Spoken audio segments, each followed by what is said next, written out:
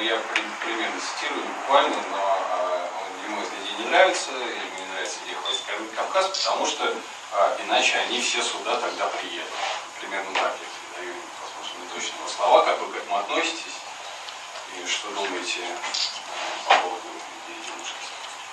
Мне кажется, что степень опасности такого сценария развития событий несколько преувеличена.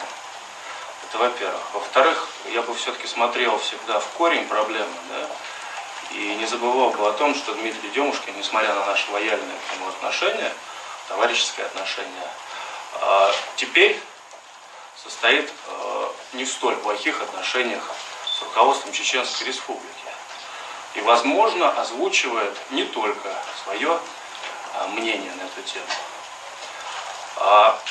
Что касается гипотетической возможности приезда сюда всех кавказцев, то мне это представляется странным, потому что на сегодняшний день я вижу все большее количество кавказцев в Москве со все большим количеством денег, вкачиваемых в этот регион, прямо пропорционально.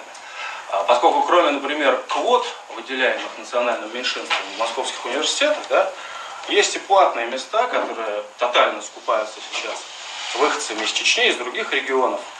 И я вам, как преподаватель вуза, прошлом могу сказать, что с каждым годом, несмотря на увеличение средств, направляемых на Кавказ, количество кавказской молодежи, самого проблемного контингента, в Москве неуклонно растет.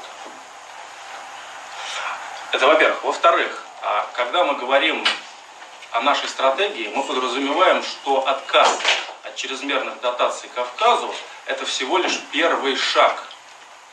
Первый шаг в новой национальной политике, которую нужно вести в России. И эта новая национальная политика должна подразумевать в том числе и, говоря по-простому, наведение порядка.